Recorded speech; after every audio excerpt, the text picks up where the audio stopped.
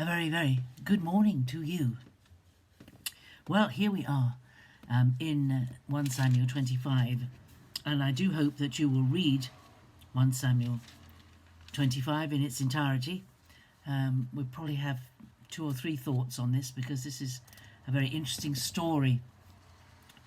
We're right in the middle of the time in David's life when he is constantly moving to keep away from Saul. Saul is searching him out and trying to find him, trying to capture him. And they have been in various places in the land all through this period.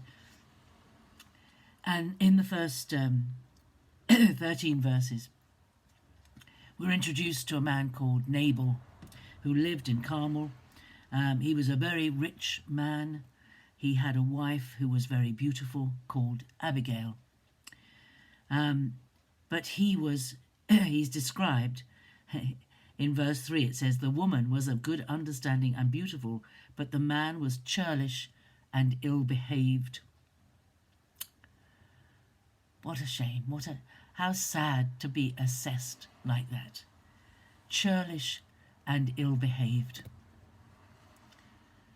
So my first thought is, if somebody had to sum you up in 2 or 3 words, how would they describe you? Abigail was described as of good understanding and beautiful, and Nabal was described as churlish, and ill-behaved. David was in need, and he sent 10 of his men saying, first of all, we've never done you any harm. We've protected you at times, and your shearers and your people. Will you give us something to eat? Basically, that's what he asked for. And when they came to Nabal, Nabal answered them like this. And that's in verse 10. Who is David? Who is the son of Jesse? There are many servants nowadays who are breaking away from their masters. Shall I take my bread and my water and my meat that I have killed for my shearers and give it to men who've come from I do not know where? He answered in his typical churlish way. And this was very... in one way, one can understand him, because everybody who helped David, if Saul heard about it, got into trouble. And it was dangerous to help David, no doubt about that. But David had never hurt Nabal. In fact, he'd protected him at times from the attacks of the Philistines on his flocks. But the thing that worries me really is Nabal's assessment of David, because he says here, there are many servants nowadays who are breaking away from their masters. Was this what he thought David was doing? That David had decided to stop serving the king and to break away from him? Didn't he know that Saul was trying to kill David and that David was fleeing for his life? I'm sure that he did. But he'd got it into his head that David that supporting David would encourage his own servants to leave him and not work for him.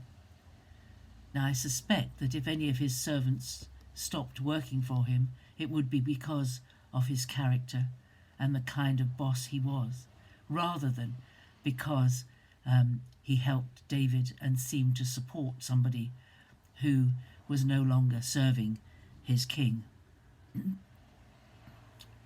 We have to be very careful how we assess other people's motives for what they do. We very often don't know the full story of what's going on.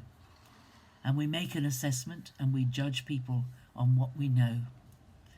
And we need to be careful. If we keep our heart good, well tuned before God, we keep our heart sweet,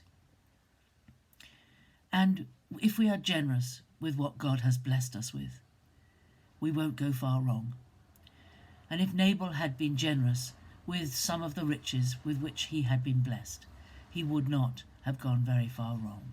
In fact, he would have known David's support and possibly earned a good place in David's kingdom.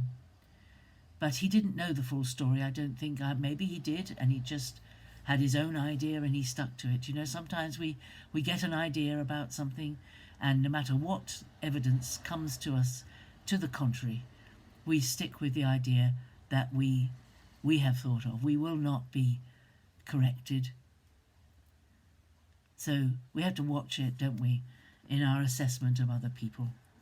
But that's my two thoughts for the day. It's two thoughts. Goodness me, I'm going to keep you busy today.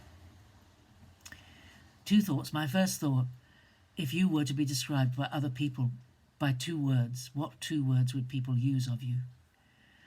And the second thing is, be careful how you judge other people's actions if you don't know the full story. Be very careful. And keep your heart right before God. Keep doing things according to the principles in Scripture. That is, to give hospitality when you can, and to use your riches and your wealth and all that God has blessed you with to bless others.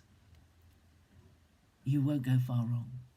So, that's my thought for the day. Have a great day, and I'll see you again tomorrow. God bless you. Bye-bye.